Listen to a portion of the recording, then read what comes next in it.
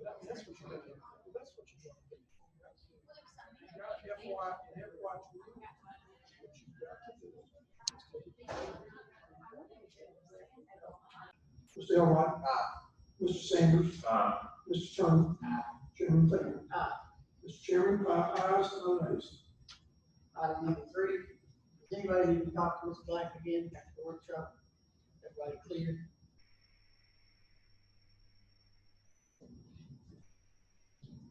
What part are we going to vote on there, the purchase or the approval of the advertising? We'll do it in 2 parts, or 2 parts.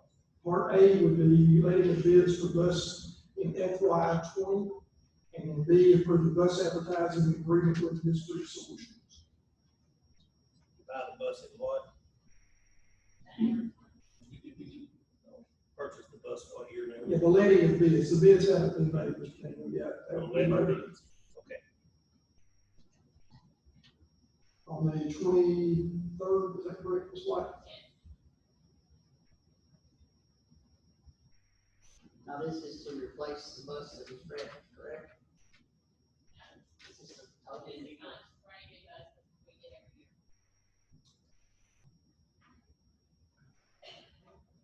And it's just the bids, correct?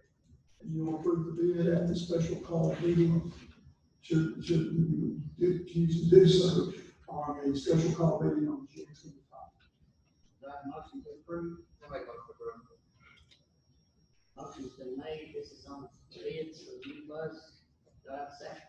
Second motion. Motion's been seconded, call the roll.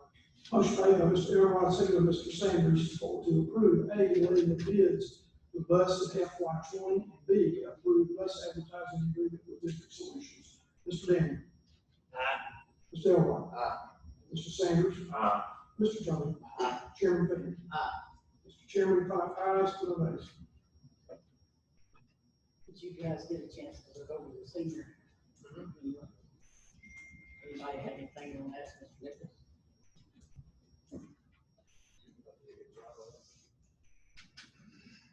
All right, do I have a motion to approve? I make a motion to approve the trip. Motion's been made and seconded. Call the roll. Motion made by Mr. Daniel, seconded by Mr. Elrod, to approve the updated senior trip dates, June 22 to June 27, 2020, and the updated itinerary. Mr. Daniel. Mr. Elrod. Mr. Sanders. Mr. Turner. Chairman Taylor. Mr. Chairman, 5 ayes, no nays. All right, does anyone need to talk to Ms. Mullins? Yeah, I think that is enough. Do I have a motion on number 5? Make a motion to approve. Motion's been made. Do I have a second? Second's been made. Call the roll. Motion made by Mr. Sanders, seconded by Mr. Turner, to approve the ESSER CARES Act, in parentheses, grant recommendations for the $371,004.16 grant from the, recommendations from the EESSER committee. Mr. Daniel. Mr. Elrod. Mr. Sanders. Mr. Turner. Chairman Taylor. Mr. Chairman, 5 ayes, no nays. Item number 6, approve the IDEA, ESEA FY 21 budget to include all future amendments and addendums. Anybody have any questions? Mr. Chairman, it's put on your desk there, gentlemen of the board, you should see the budget summary, where it's labeled at the top. There's a square T in, you should see that there. Basically, we're moving forward on the special education budget. And very little changes from this year.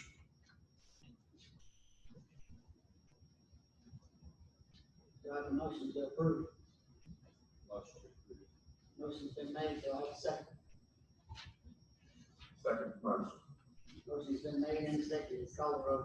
Motion made by Mr. Turney, seconded by Mr. Sanders, to approve the IDEA SLAP ESEA FY 21 budget to include all future amendments and addenda. Mr. Daniel. Mr. Elrod. Mr. Sanders. Mr. Turner. Chairman Taylor. Mr. Chairman, 5 ayes, no nays. Safety report was covered at the workshop. Item number 8 is now to add sales tax increases 1 cent to formally be sent to the Board of Education to request on November ballot. Everybody knows why.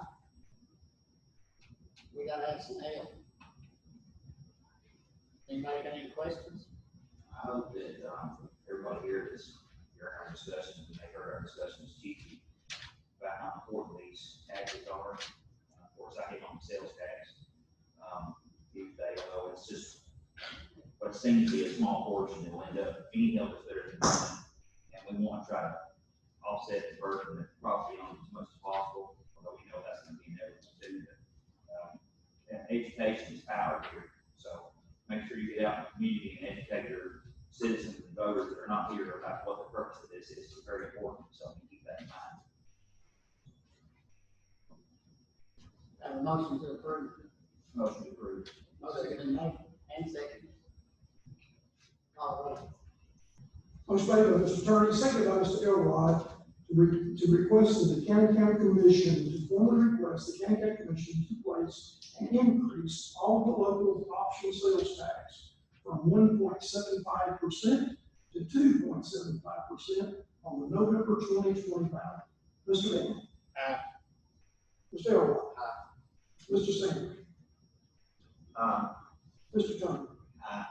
Chairman Fan. Aye. Chairman, 5 ayes, no nays. Alright, next item is oil tax increase. Anybody want to discuss that, or we just want to ask? So we're proposing to take it to a total of 75. The $52 portion of it to help pay off our debt that we already have faster, and maybe possibly move forward after better.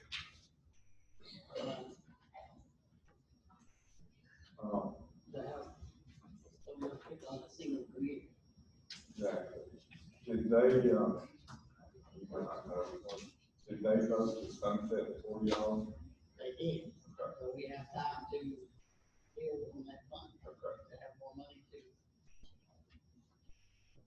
I guess what I'm getting around to is that going to cause us to increase it a little bit, but is this 40 and then another 75% up to 100 or? Nice, just to take it up to 75, I don't think we can get that.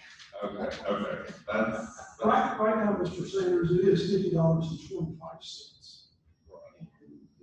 The motion, the way I understand it, is to increase that to $75 total. Now, that's what we, I thought that was a good starting point. I can tell you, looking at the chart, and most of y'all have the Tennessee County tax statistics. Members of the audience can get this at the CTAS County Technical Assistance Service Committee.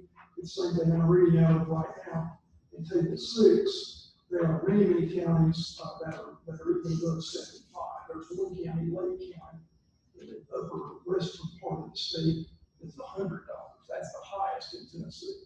Is Lake County. Others are incomparable to the 75. Several are 70. Several are 75 and $65. Trying to motion to approve. Motion approved. Motion been made and seconded. Call roll. Motion made by Mr. Attorney, seconded by Mr. Elrod, to formally request the County Commission to place an increase in the county motor vehicle tax rate from $50.25 to $75 on the November 2020 ballot. Mr. Daniel. Aye. Mr. Elrod. Mr. Sanders. Mr. Turner. Aye. Chairman Fan. Aye. Mr. Chairman, 5 ayes, no nays. All right, item number 10. The 2020-2021 general purpose budget consideration. I think that we have, I don't even want to discuss the first 3 options. We've come up with some things. I want you guys to know this is going to put the school system in a tight situation. It's gonna be tight. We're basically robbing Peter to pay Paul here. But we've got two options that can be discussed. And it's rough. The way I see it, this last textbook adoption that we have here is going to be the last that we get for a long time, unless we have an increase. Capital outlay is gonna be taken in either option a lot lower than normal, which means that if something happens in one of these schools that's major, some of the kids may be hot and they may be cold, because we can't pay it.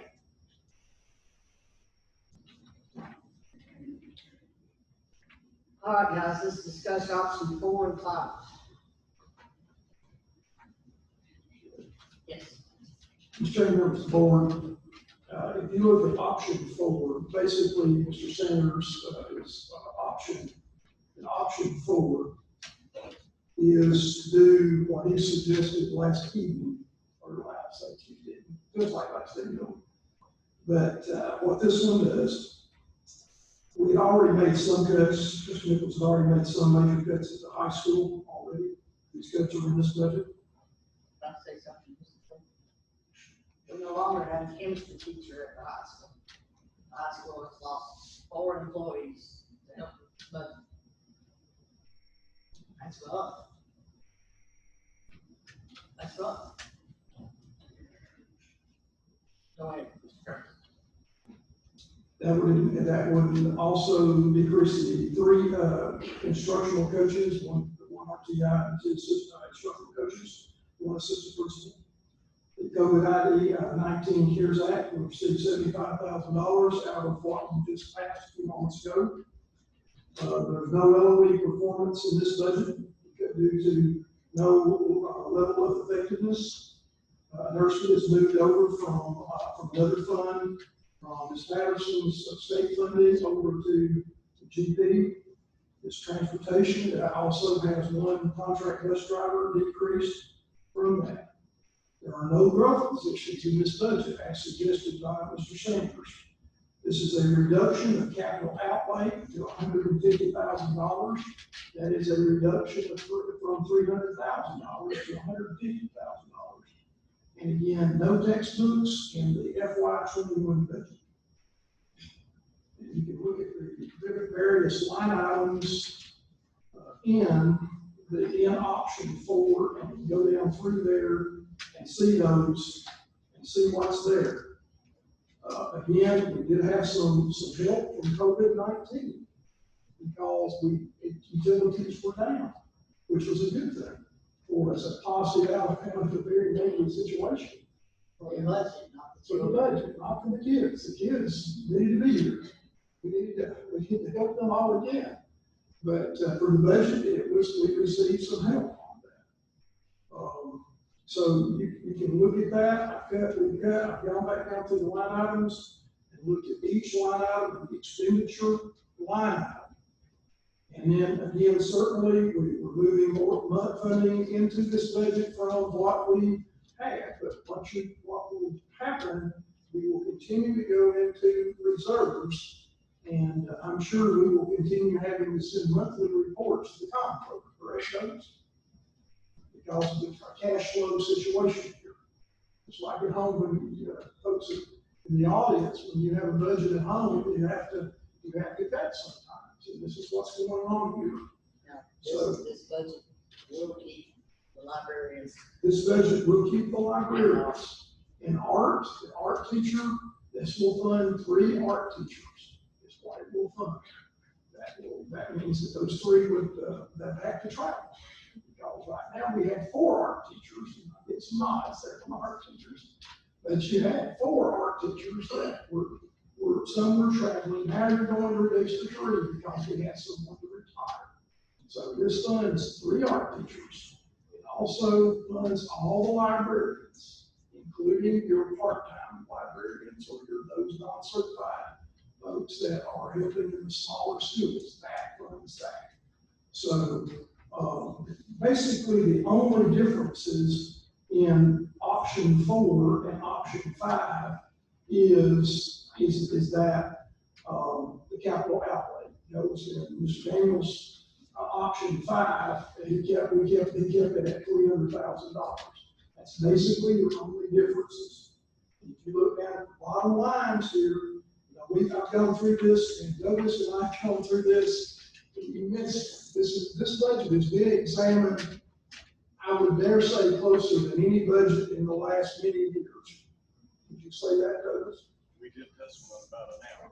And so we did this one. We moved along and made sure this was the sponsors, what they desired in this budget.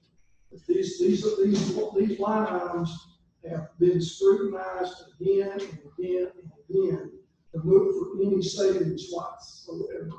I can quote many of these lines in my sleep. That's how close we looked at these. So you can look at the bottom line there on page 7 of 8. And you can see there in this budget that we're in the black. We're in the black for the first time in about 5 years. We're in the black. But only Only by $59,805 to be precise. So this is, next year, we probably will not have COVID-19. So this is basically, you're standing by, basically is what this budget does. You stand by until the next year. And I know that that the board is very interested in dialogue with the commission, and the understanding that next year, we're gonna be right back here again, and No, it's gonna be or worse. worse. It's gonna be worse. So this is a stopgap measure is what it is. And,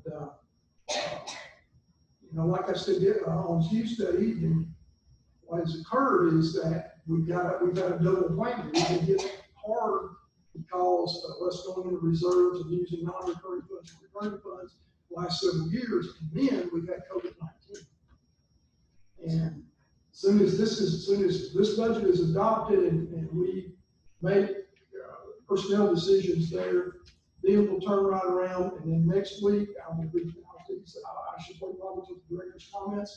We are formulating a task force to look at the reopening of Canton County schools, hopefully on August, starting with in-service on August the 5th, and hopefully opening up that next week. That's what we're looking for. We've got a 40-page document, by the way, we have to go through. And that's going to be, the task force will have a literal tough task of, getting everything perfectly ready for that. But we don't know what that's going to take in the budget. Many school systems are having the same difficulties we are throughout the state. I talked to State Representative Boyd and also to State Senator Cody. Other systems are telling them the same things we are in those areas in the Upper Cumberland they represent. This is tough, and more tough days are coming for us. And then hopefully by that point, we can sit down with the commission and develop a 5-year plan where we can say to them, we got to maintain these particular schools until a solid plan is developed. And the development of that plan is essential for the next 4 years of budgets to go through. So those are my comments, Mr. Chairman, in regard to this budget. Like I said, many hours have been spent on all the options. Looking at this, this is I think we call it by the skin of our teeth kind of budget. There's absolutely no reason in either one.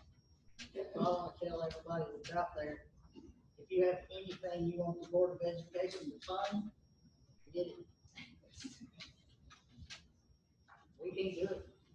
But at the same time, we have done most everything. I'm glad you said that, Mr. Flynn, and I think all our principals are here. Like you said, you're not giving anything. But we're working on the roofs, thanks to the county commission. The high school's got a new gym floor. There shouldn't be any needs other than HVAC, and that's what I was accounting for. So, the high school's done a great job with PTO. Hopefully that will continue. And all of our school support organizations are phenomenal. Every single one of them, every principal can probably stand up and say, they have funded things that probably we should have funded in the past. I speak as one principal when I say They that. all fun stuff. Every person you see here, you can't drive through Woodbury without someone standing up with a can in their hand begging for money. I think it's a shame. We need to make sure we remember what's being said today, and like we've been preaching. We need to take this home with us to all members of the community and everybody you know, because we were talking about the sales tax, the wheel tax, and the possible property tax. I mean, I've always said that when you talk about tax increase, it's not an electable thing to say. I quite frankly care less about the election. We're here for the children. I care less. I don't care. And so, whether you like it or not, and so that's what we need. So take it to the county commission, let them know how you feel, let them know what you expect from us, talk to us about it too. But let's help us be your voice. But you have to remember this, you got to educate the people that are not here on these taxes, because we've got to have revenue to operate. We've got to have it. It's like I said on Tuesday, we have to have it. And we're squeaking right now. And I'm tickled that we've come up with a plan to chuck us by for now. I'm glad, and I appreciate Nathan for helping us with that, those logistics. But everybody need to keep that in mind, because we don't want to be back having this conversation again and be worse than what we are right now. That's going to happen if we don't make this progress. If we receive no extra funding, It's going to happen. we will be right back in the same spot, and we may be looking at more, than what we did this year. I'm telling you the truth. It's rough. This is tight. All right, guys. Which one do you think it's best to go with? They're basically both the same, except there's $150,000 difference. And Correct. that's in the capital outlay. And that comes from capital outlay. We better to leave it in the capital outlay, or what was that you said we was flexible? You can amend your budget anytime during the year. You can move it, You take down capital. where you want to move, if you want, whatever. That's not a decision. If you wanted to move it from capital outlay to another place, you could, portion of it. That's up to you.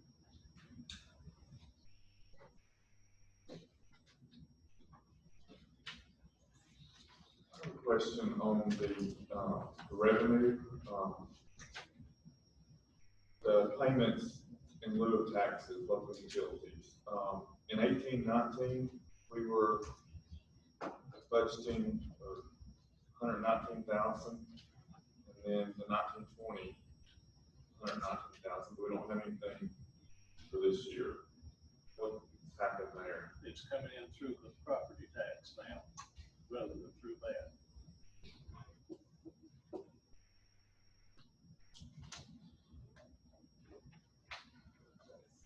And also, Mr. Sanders, in line 46,851, further down, you'll see that state revenue sharing there too.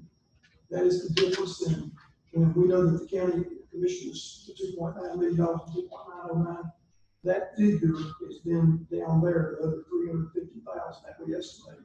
This year it was 398. We don't know what that state revenue sharing will be this year, but we're estimating at 350. Hopefully it's more than that. But that's basically why you're seeing the difference in those lines. It's down there from state education, other state revenues. That's at state revenue sharing. TBA is where that's at now. And that's where the difference, I learned the same thing. When you see the DEP 2.909, you only see 2.55 or 2.559, 530. And the difference in the two is that 350,000 there. I hope I've explained that well, Douglas, in your one better than I am, right?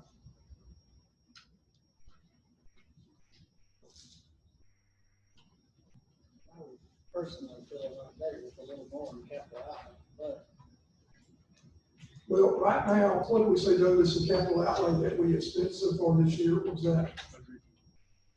38,000, something like that. 138. That's right. Remember, we had the roofs in this, and these line items to get rid of the tail. And what we decided, what we did then is to go back and double check that, so about 138.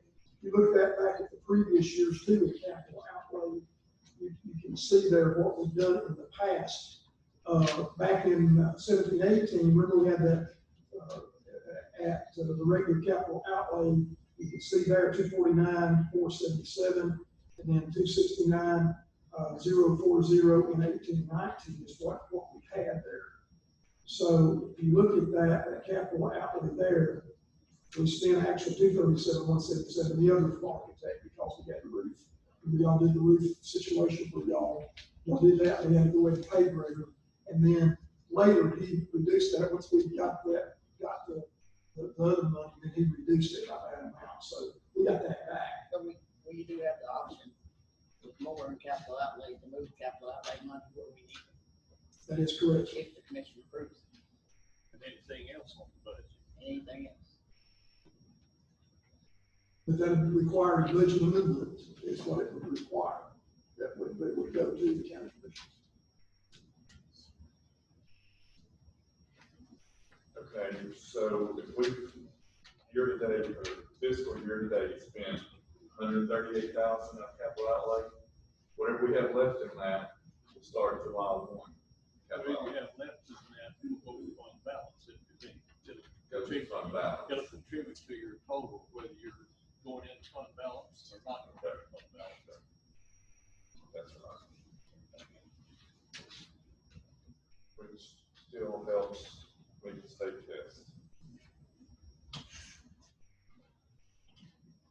When will we know if this after the commission approves this budget?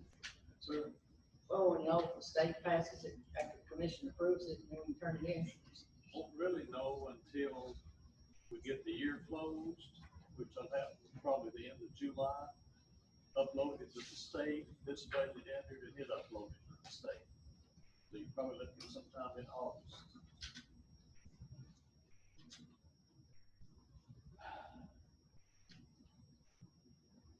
Yes, I do want to clarify. I know most everybody was here the other night. But what I have heard from the people that reached out to me is we want to keep our schools, we want to keep art, we want to keep library. And some teachers that are used to having maximum class sizes have no problem with that. I did not hear from anyone about class sizes being maximized. So I say that to say this, there are no growth positions in this budget. So teachers, principals, there's no growth positions in here. So maximum class sizes is something you're gonna have to look at. And, you know, if you've taught it, I'm gonna pick on my school. If you've taught at Westside for 8 years, and you love Westside, they're a great one to love, but Mr. Curtis needs you at, you know, Woodbury Grammar, Manfield Woodbury Grammar, but you're getting a job with Cannon County Schools. That's what I have heard. I know it's not ideal, but, and that's tough. I mean, we have always had growth positions in there, and Mr. Curtis and Douglas, they beat me up, but I just want to make sure that message is clear, that maximum class sizes are gonna have to happen. Because, I mean, there's nothing, there's 60,000, and that might get you a teacher, might not, but Rutherford County's opening another school, and our other systems around us pay more. So this is taking care of our own schools, our own teachers. So I just want to make that message loud and clear. And the second thing, and I wish I had some numbers I could pass out to everybody, but when the sales tax failed the last time, we as Cannon County citizens paid for the building of Siegel Middle School. We paid for that. Let's pay for a school in Cannon County, or at least upgrade. If we want to keep 7, I mean, that's got to be decided. But let's pay to spend that right here. COVID-19 kind of made us all shop, but let's pay to spend that right here. You pay it in Murfreesboro, in Smithville, in Manchester, in McMinnville. Why not spend it here? I will never understand that. And I've said that to every single person that has said something, because here's the other thing, guys. There's no money in this budget for bonuses. And yes, you all deserve a bonus, meeting the standards, but there's no money in here for that, and I want you to get that, and I don't like that, but I had to go with what I was hearing from the district. So hopefully, the commission will hear our recommendations and our requests, but if you start now shopping locally, we get somewhere around 80, it's at least 50% or more of the sales tax. So guys, just think what that would do if you shop local. The only thing you can't get here, and the thrift store may already have it, is shoes and brand new clothes. The only thing you can't get here, correct me if I'm wrong. Right, you can't, not the brand new, Nike and Under Armour and all that. But you can buy what you need in Canyon County. There's a thrift store. I mean, we don't have to go through all that. But there are businesses that we can support here that will start helping this number so that if the decision is made to keep 6 schools and a high school, then, we can get chemistry to high school. We can have a growth position and whatever else might want to be offered. So that's my soapbox. You have to remember, us as the board, we do not have the power to appropriate more money for us. That is out of our hands. That is in the commission's hands. And there's several things here. Like I said, the tax people on referendum, you have to talk to the county commission. We can't do that. So there's some things that where our hands are tied. We can make votes and spend the money, but we can't give ourselves more. The enthusiasm that Short Mountain showed the other night, you gotta show it again. All right, guys, which one you want to recommend? Make a motion, we go with number 4, Nathan's. Second. Motion's been made and seconded. Call the roll. Was made by Mr. Daniels, seconded by Mr. Turner to approve the following recommendation regarding the FY 21 general purpose school budget as option number 4. Mr. Daniels. Aye. Mr. Elrod. Mr. Sanders. Mr. Turner. Aye. Chairman Fair. Aye. Mr. Chairman, 5 ayes, no nays.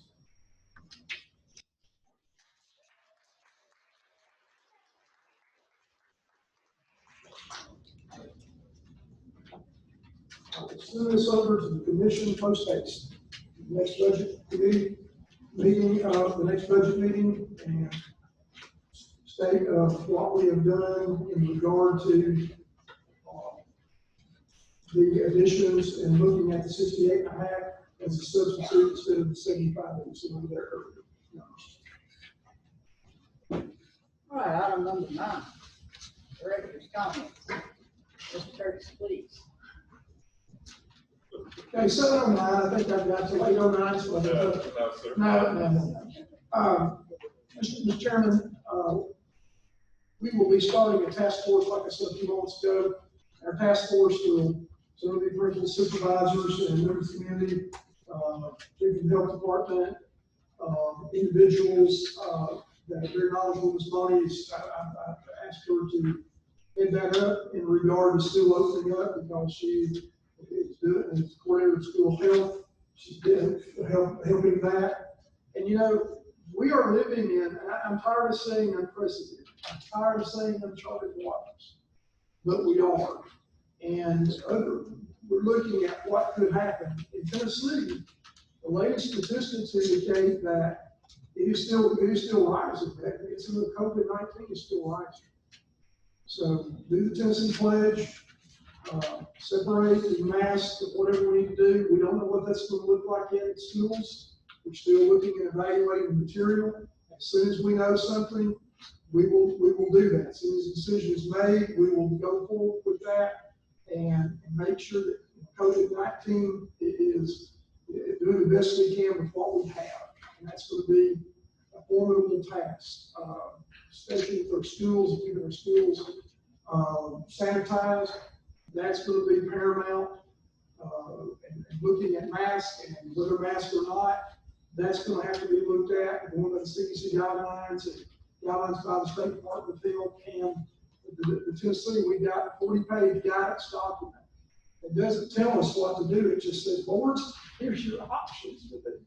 So I'll be bringing information back to you at the July meeting in regard to the reopening of schools. It is my hope, it is my sincere hope that we can get schools open in August. So I'm seeing a lot of heads nodding from parents who are ready to send them back to us. And guess what, parents? We're ready to send them back to us. So send them on. But we've got to do it under the appropriate safety. And that's part of our goal, besides being a mission of educating all of our students. That's our goal. And the whole thing, our mission is to prepare all our students for the future. The second part of that vision is doing it excellently, doing excellence every day. And then our goal, main goal, to keep having safe and supportive learning environment. And that, what you just passed in our budget, that's what we're going to continue to do, is have a safe and supportive learning environment for your students. And that's our number one priority. I told somebody that today. And they said, you know, it's kind of refreshing. We talk to other directors, and that's not hardly the case. I said, our deal, I want my kids safe, I want them here, and I want them learning. And so that's what our job is going to do. So, Mr. Chairman, I yield back for what it was, from 8:09 to 7:13. So there you go. All right, ladies and gentlemen, couple things I'd like to say to you. I was impressed with the way you reacted. It was impressive. But next year, this is a bare bone, I'm sure you, this is a bare bone. I'm gonna be in worse shape next year than I am this year. So you've got to take your complaints. There's nothing else we can do. Your complaints and your enthusiasm and everything else you gotta take it somewhere else. You understand? I can't help anymore. Next year, I'm telling you, this is as fair as it gets. Literally fair. I'm sorry. We hear that a lot. We hear that a lot across the street. It's terrible. It's the truth. And I have been fighting for you for 4 years. You can ask anybody at this table. I have done more than anybody I know. And I have tried and tried and tried. And I have failed. But I've been fighting it alone. So I don't know what else to tell you. Thank you for showing up. Thank you for your enthusiasm. Let's see if we can make this work. Mr. Chairman, I do remind the special call meeting. Oh, yeah, go ahead, I forgot about that. I was too busy getting pet feed. A special call meeting on June 25th, 2020 to consider the budget amendments. That's from FY20, that's from FY20. And the bus purchase and mowing. And then approve also, I'd like to add, to approve the food service budget at that time. That'd be fine. You need a motion for that or just want to announce it? Okay, will be an announcement as well. Have a motion. You don't have to. Okay. Do I have a motion to adjourn? Motion's been made. Do I have a second?